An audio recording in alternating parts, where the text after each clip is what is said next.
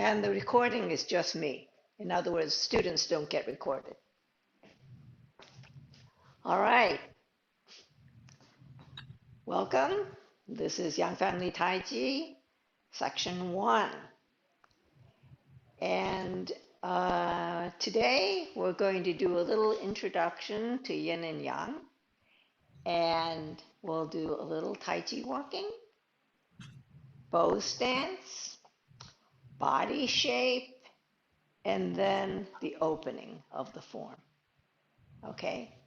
But first, let's do the salute. Okay? So, the traditional greeting, you have your feet together. Then your right hand is made into a fist. So you close your fingers. Let's see if I can get this better. You close your fingers and you put your thumb across the first two knuckles, okay? And then you make sure that the striking face is flat, okay? So the fist has three parts. It has the striking face, it has the fist eye, and the fist tail, okay? So when you make your salute, you have your feet together, you make the fist. Then you cover it with the left hand. You cover the striking face. And then you put the thumb of the left hand in the fist eye of the right. Can you see that? So this part goes here. Okay? So, as you make the salute, you make the greeting. So the greeting for the teacher is 同学们好. So there's a slight bow and you move your fist forward. And the response from the students is 老师好, which is more or less romanized as LAOSHIRHAO.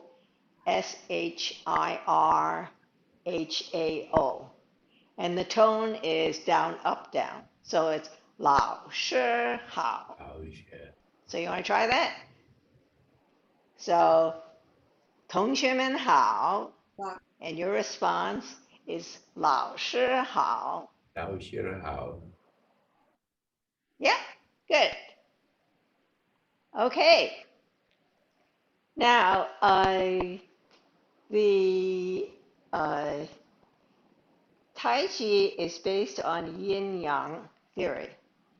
And the salute was an example of yin-yang because the Chinese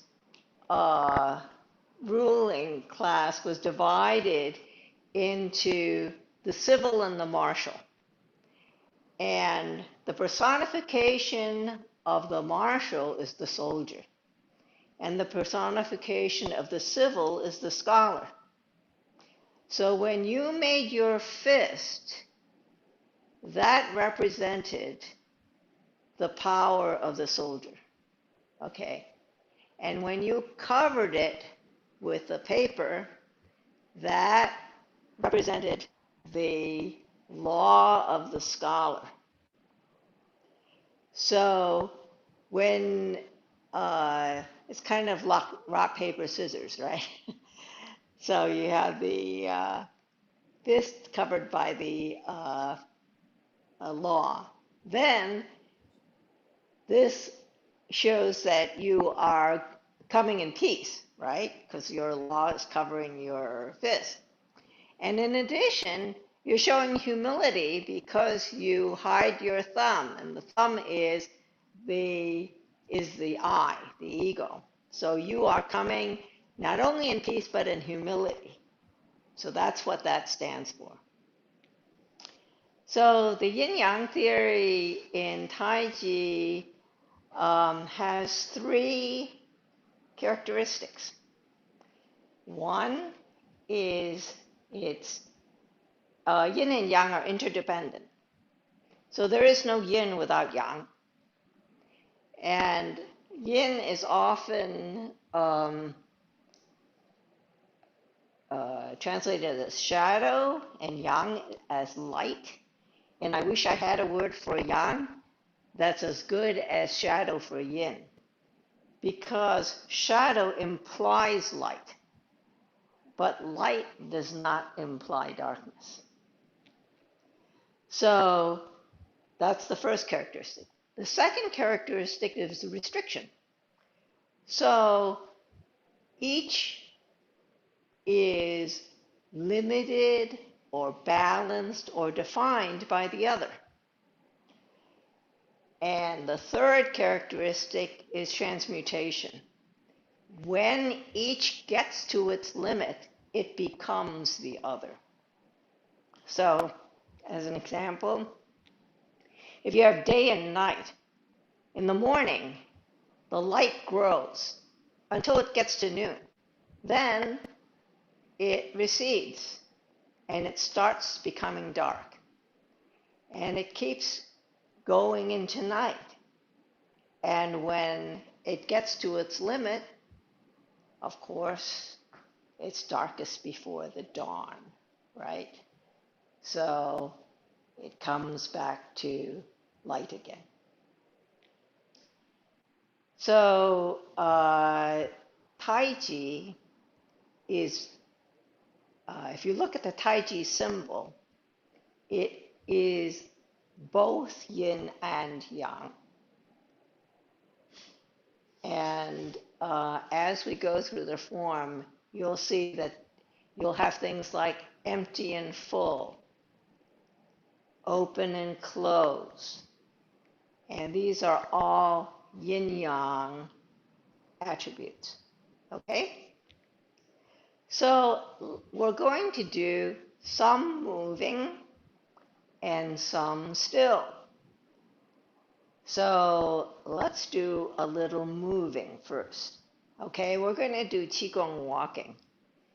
And what I want you to do is think about walking down a line.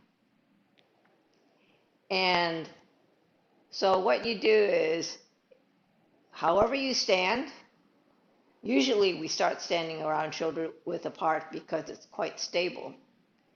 You shift your weight to one side, it doesn't matter which side, in order to release the ball of the other foot so that you can turn. So as you turn the ball of the foot, your hips go with it. So I am turning 45 degrees toward the corner and my hips are going with it. Then I put all my weight on that foot, and that releases the other foot. Then I'm going to go one line, two sides. So I have this line here. I'm going to go 45 degrees on this line, and then I'm going to shift my hips and go to the other side. Now I'm going to use my arms to help me. So as I put my foot down, I'm going to shift. Then put my foot down and shift. Put my foot down and shift. So I'm going to go 90 degrees so that I have a greater distance that you can see. Okay? So I step, shift, step, shift, step, shift, step, shift, step, shift, step, shift, step, shift.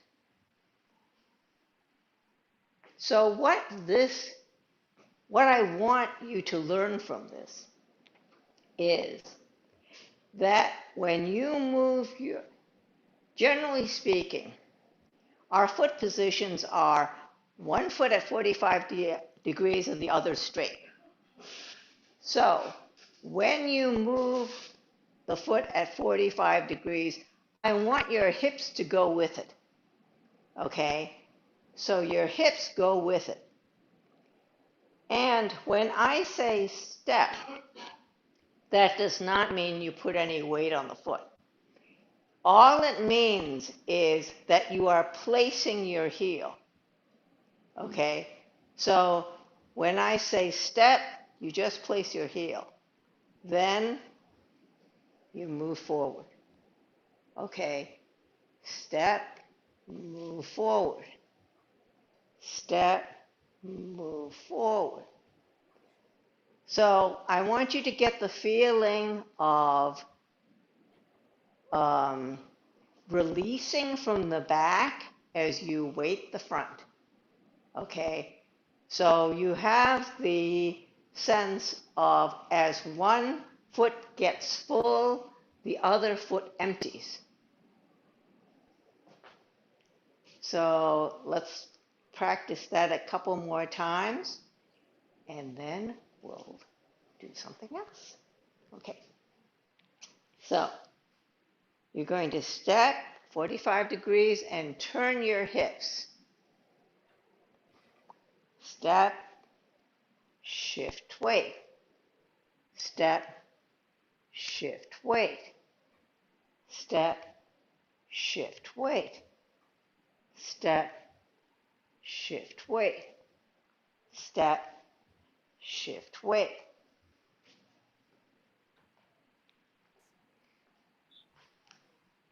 And this is also something to help your balance. If you learn to gradually move from foot to foot, it will help your balance. Okay, the next part is the Bose Stance. So, you start with your feet, what we call shoulder width apart. And what does that mean? That means that the outside of shoulders should be at the outside of your shoes. Okay, so you're lining up the outside of your shoulders to the outside of your shoes. And I put down 2 pieces of tape that are inside of that so that it's kind of like at the middle of my foot. So when you make a Bose stance, what you do is you shift. If you're making a left Bose stance, which is this foot, what you're doing is you shift on the left side a little bit so that you can turn your right toe. And you are going toward the corner. There's a 45 degree. And your hips go with it. Then you're going to put all your weight on the right so that you can release the left. And what you're going to do is you're going to lift off your heel, you're peeling off your foot, and stepping forward, exactly forward of where you were. And you're going to go heel, ball, toe, bend knee. And you're going to have a weight distribution of 60% in the front and 40% on the back. So this is not as easy as it looks, because when you put all your weight on the right and you step forward with the left, what you have to remember is that your knees must follow your toes. So what happens often is that people collapse their knees. In other words, as you are coming forward, you're pushing off the back, straightening the back as you bend the front. When you get to the front, it's easy enough to see that your knee in front is over your toe, but people forget the knee in back also has to be in the same direction as your toe. You should not be like this. Okay, you don't want to have your knee collapse. So we often don't think of the muscles that we use in Tai Chi. And in the next section, when I'm talking about body shape, I'll show you what I mean. But let's work a little bit more on this because this is one of the very basic stances. Okay, so you shift slightly to the left to release the right. You turn your right toe to the corner. Then you shift all the way to the right. And then you step forward, heel, ball, toe, bend knee. And you end up 60% in the front and 40% in the back. So one of the questions is, how far do you step? And the distance that you can step has to do with how low you can go. So if I can go, let me show you from the side. Okay, if I can go really low, I can step further forward. But if I can't, if I'm higher, then I can't step as far. So how long your stride is dependent on how low you can go. So don't try to step farther than your stride can go as determined by your height. And the reason is that you have to be able to return. So when I'm here and I'm weighted and I step, I have to be able to come back. Okay, if I'm stepping out too far, I can't come back without pushing off, right? I don't have enough stability in my structure to control my free foot. So in all our stances, it's very important that your loaded foot is stacked. In other words, your body is stacked so that you can stand without falling over. And there are exercises that you should do in order to improve your ability to stand on one foot, even if you just go like this and try to stand on one foot. Okay?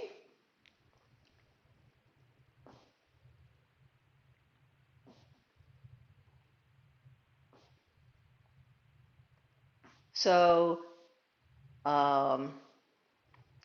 in moving, the classics say that motion is rooted in the feet, developed in the legs, controlled by the waist, and manifest in the hands. So it comes from your feet and comes up your body and comes out to, they say manifest in the hands, but it could be like your elbow or whatever the striking part is. So if we look at the body shape, you can train that in your body. So when we talk about body shape in Tai Chi, okay, the easy parts are to raise your head, think about something pulling your head up, and then once your head is up, think about everything from the neck down hanging, like the rest of your body is hanging from a hanger. Then If we have what we call tree hugging shape, or as the Chinese say, 站桩, which is stand like a pole, what you have is think about hugging a tree, and the distance between the tips of your fingers is about the width of your fist. Okay? So your head is up, your shoulders are down, your elbows are below your shoulders. Then think about sinking your chest and rounding your back. So you're completing that circle, and you should feel the energy go from the fingertips of one hand all the way behind your back and out the fingertips of the other. And then the fourth thing is to relax the waist. And that is harder because people don't think much about that. And for the Chinese, the waist is not where your belt sits. The waist is like your lower back. It's one of the skeletal discs almost. And what you want to do when they say relax the waist is basically, it's like sitting. Can you see? The curve that's in the back here flattens out. And it's like I'm starting to sit. So to give you an idea of what that feels like, when you say root feed, it means that your energy is coming from what the Chinese call the bubbling well. So that's an acupuncture point that's right behind the ball of your feet. And how do you know that your feet are on the bubbling well? You know when your whole foot is on the ground.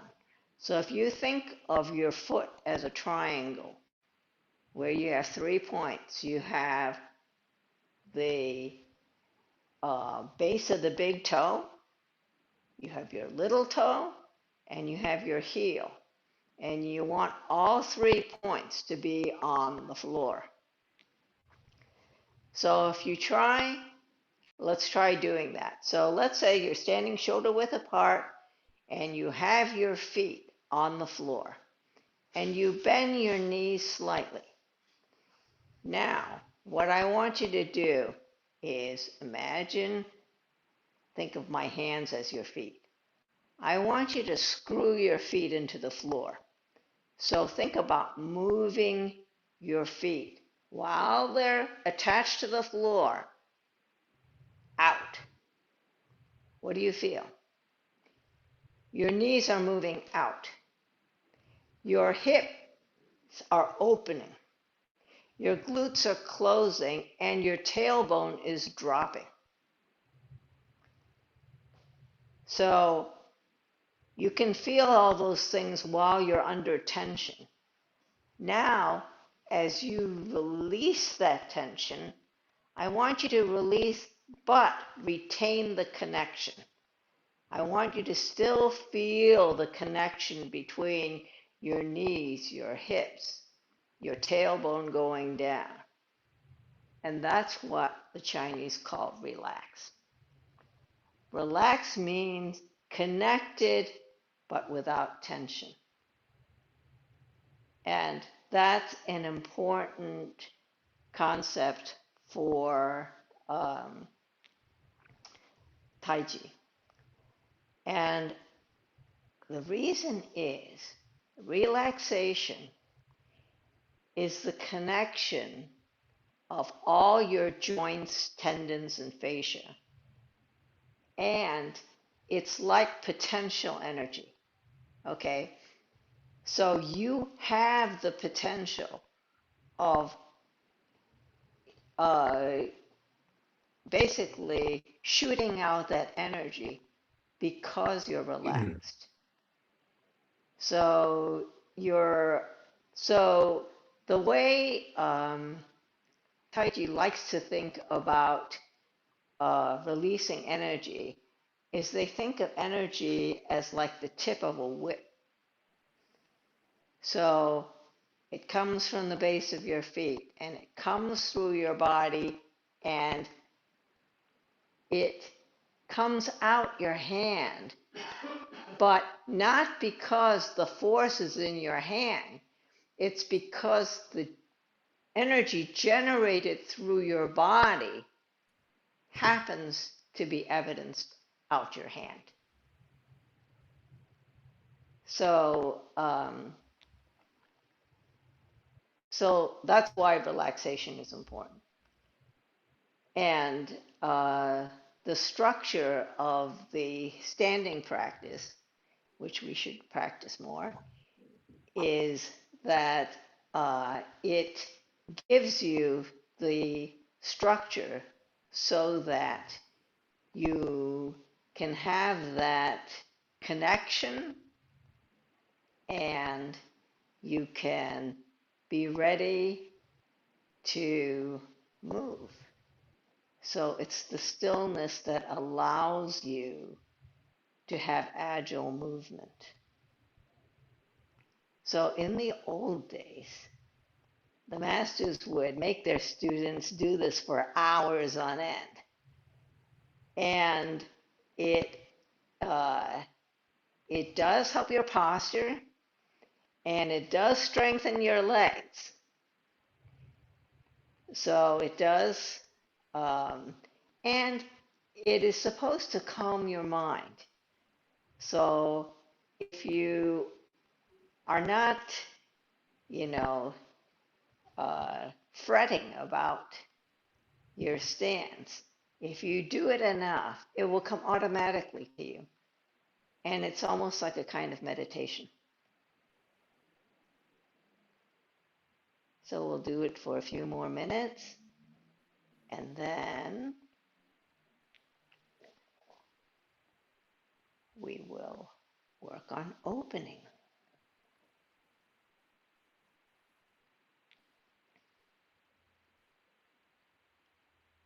So remember to keep your head up, relax your shoulders, your elbows are drooping, your chest is sunken, your back is rounded, and your tailbone is down. And you should be relaxed. Everything should feel connected. Okay? So let's stop. Come down. So the first two moves in the form are prepare and opening. So prepare is very much like what we just did. So you have your feet, shoulders width apart. Your hands are at your sides. If you're wearing pants, you have your third finger on the seam of your pants. You're relaxed. Your head is up. Your shoulders are down. Your chest is slightly sunken. And your tailbone is down. So opening, you move your hands slightly forward and turn them so that your palms are facing back. Then you come up to shoulder level, and then you come down.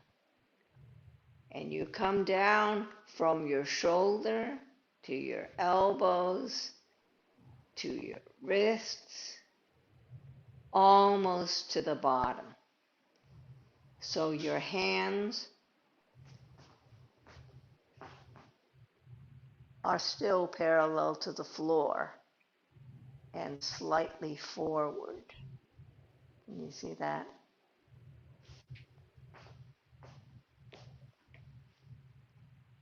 So you come. So you start shoulder width apart, hands at your sides, and you turn your hands so that they're facing back. You come up to shoulder level, and then it should feel almost like you're floating down. You're starting from your shoulder, elbow, wrist, and you're coming almost to the bottom.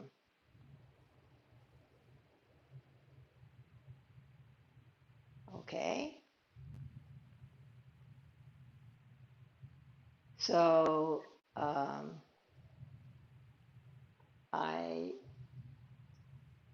I don't want to go into the next move yet. I want to save that for the next class because it's more complicated. So let's review what we've done so far. Okay? So we've done Qigong walking. So you're stepping 45 degrees. You're turning your hips. You're moving your arms. Step. Shift weight. Step. Shift weight. Step. Shift weight. Step.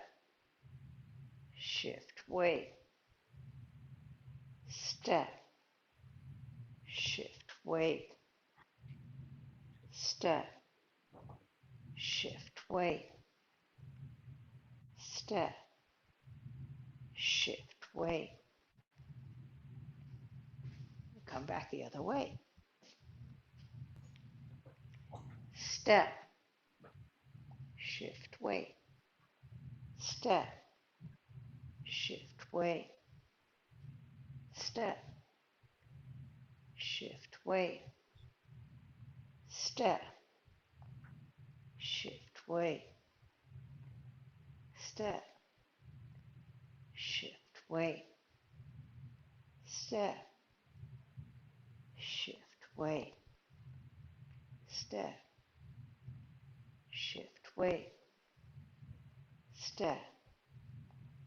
Shift weight. Step. Shift weight. Step. Shift weight. Now, if you find that it is hard to keep the coordination, the trick then is to speed it up. If you speed it up, you will find it's much easier for you to keep your balance, and you will get a better sense of the flow. So, if I went here,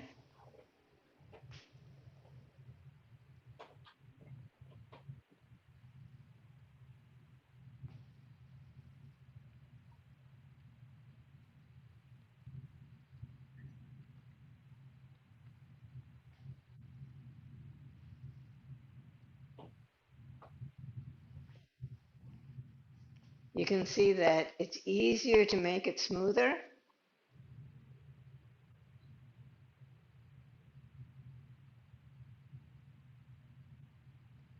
But if you slow it down, you find that you can improve your body control. So each way has its own benefit. Okay? So if we do it a little bit faster, step, step, step, step, step, step, step, step, step.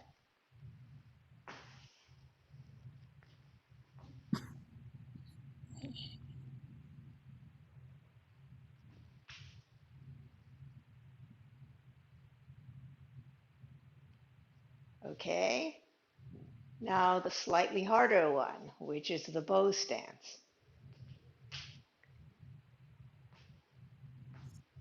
The Bose Stance also has a kind of walking associated with it, which is Taiji walking. The walking that you just did, you are not going to use until much later in the first section. So in the transition step for parry, block, and punch, you use the stepping that you just did for Qigong walking. When you, let's do a Bose Dance, and I'll show you what Taiji walking looks like. Taiji walking is a succession of Bose stances. So, if your feet are shoulder width apart, and you shift slightly to one side, release the toe of the other side, step, and all the weight goes on the right, or whichever foot you are using. Then step forward. Heel, ball, toe, bend knee.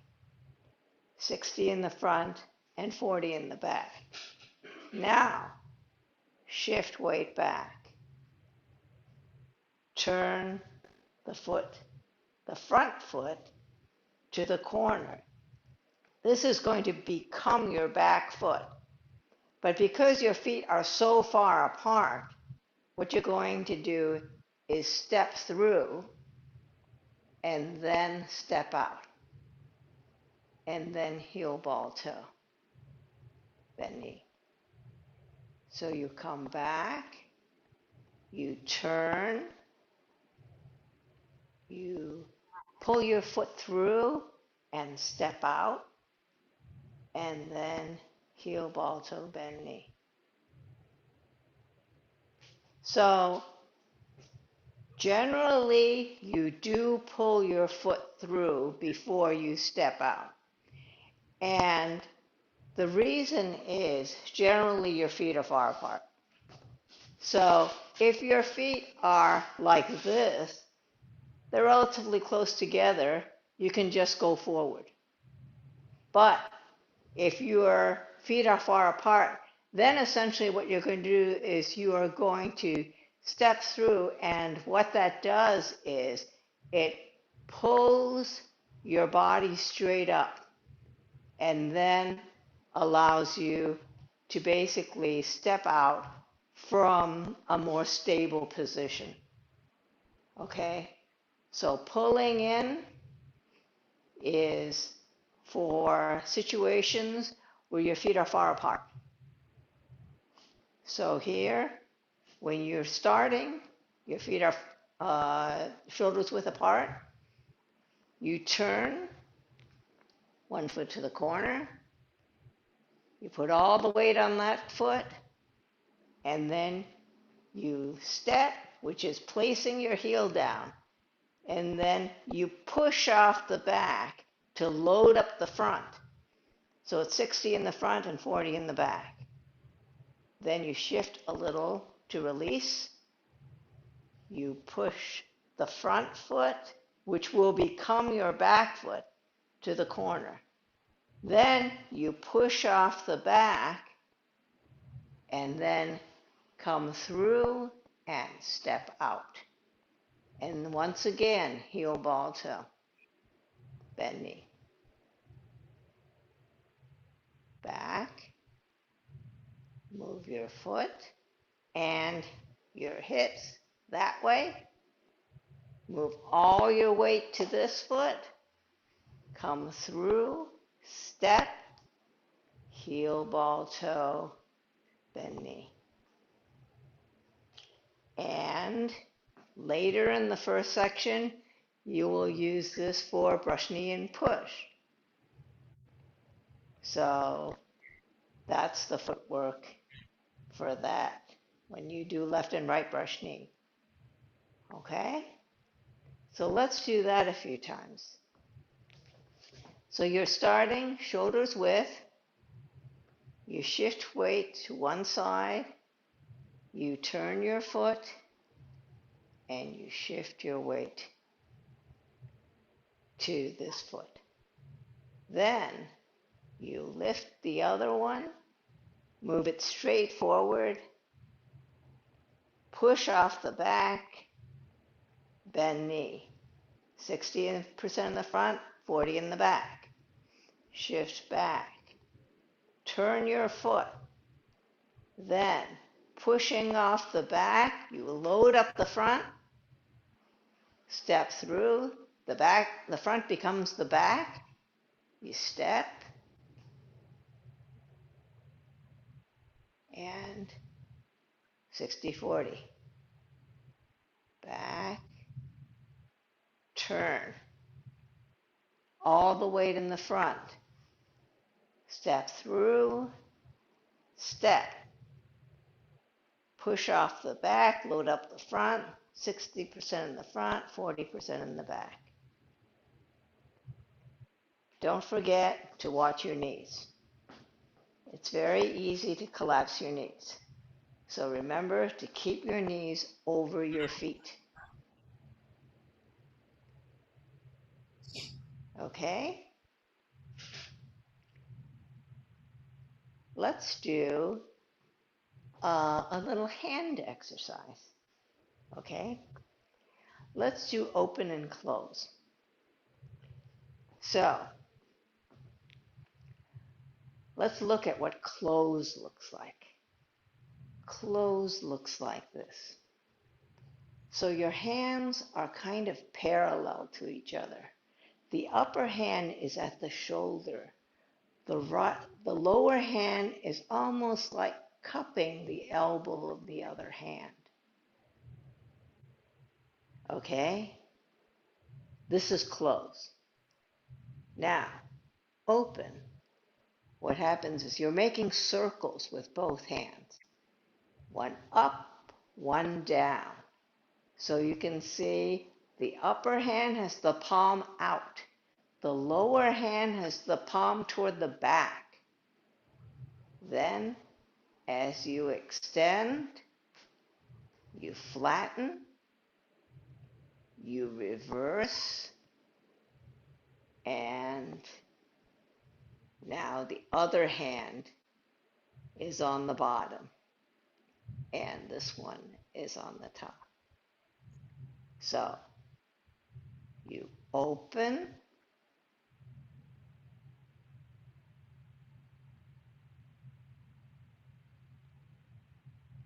and close.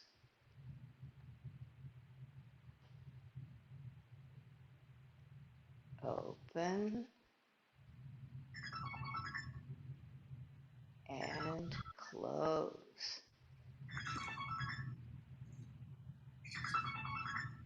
Open and close.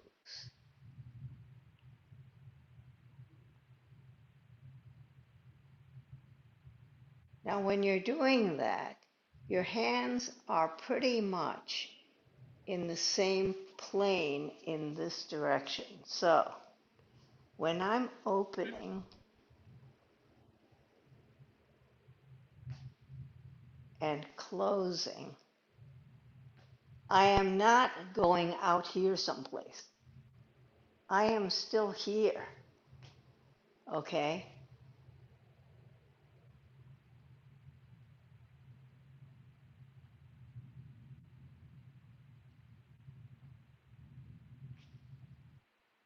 And the way that I turn my hands is essentially by rotating my forearms.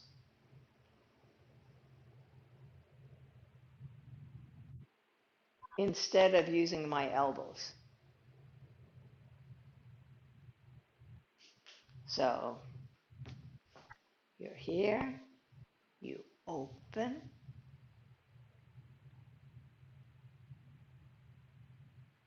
close,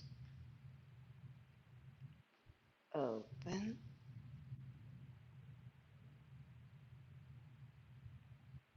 close.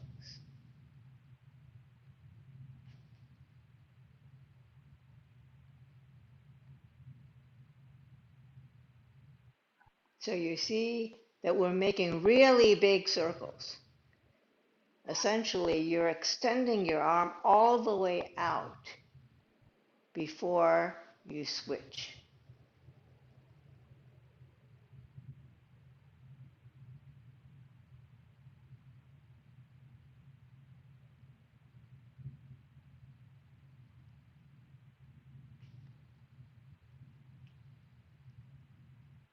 So when you are closed, you should think about both arms making a circular shape. It's obvious with this one, okay? This looks kind of circular, right? But this one is also circular in this way. So you are seating your palm in order to give that circular look, okay? So your palm is not droopy, you're seating it up so that you have this round shape, sort of parallel to the lower arm. So sit up, further up. Yep. Okay. So then you open. So this is back, this is front. Extend. The other is back, the other is front. And then close. So you have the seated upper hand, and basically you have this kind of scooping feeling when you get to the bottom hand. So you're opening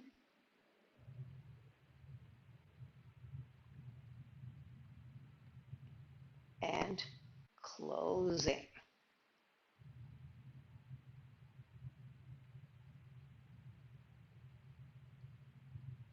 So make nice circles.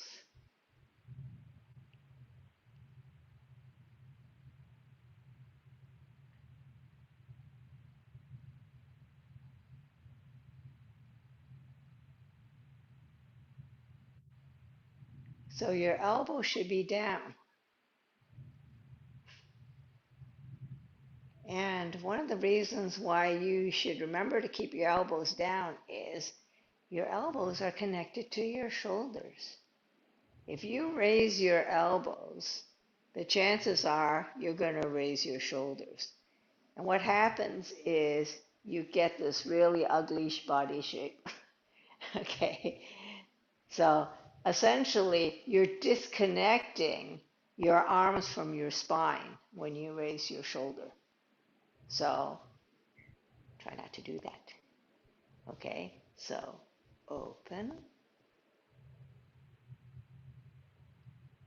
and close. Open and close.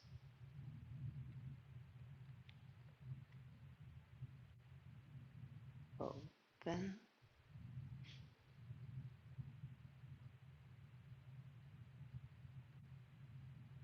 Now, I tell you to make big circles, but one of the things you should be careful of is your top hand should not block your vision. So if you think in terms of the martial art aspect of it, you don't want your hands ever to block your vision. So your top hand is going across, but not here. Okay, you don't want it to block. You want it to be here.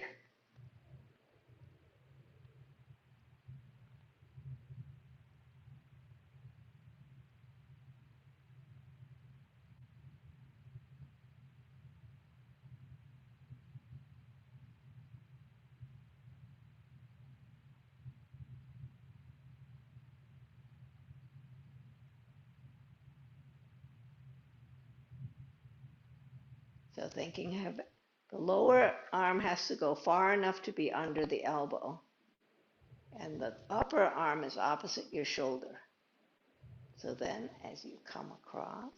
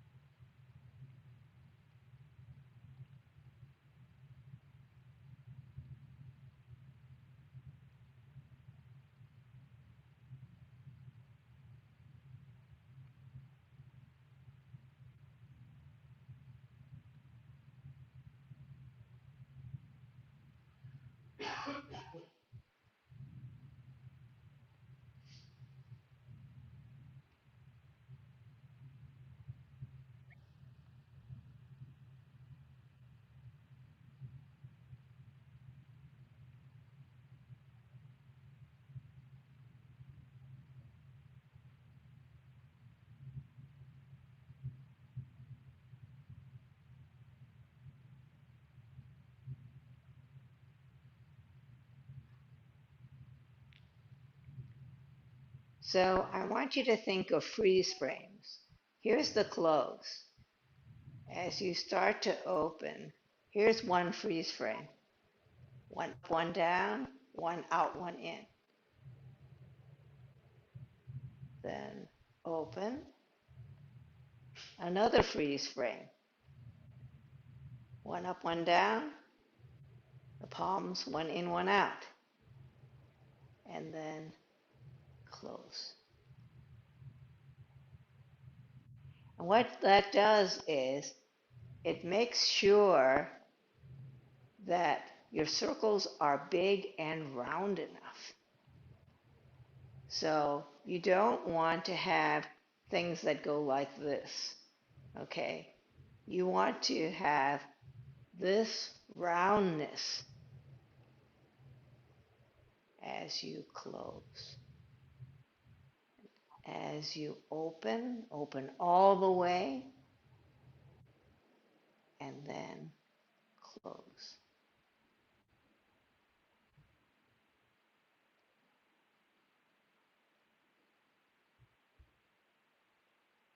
And we will use this move next week when you do left forward off.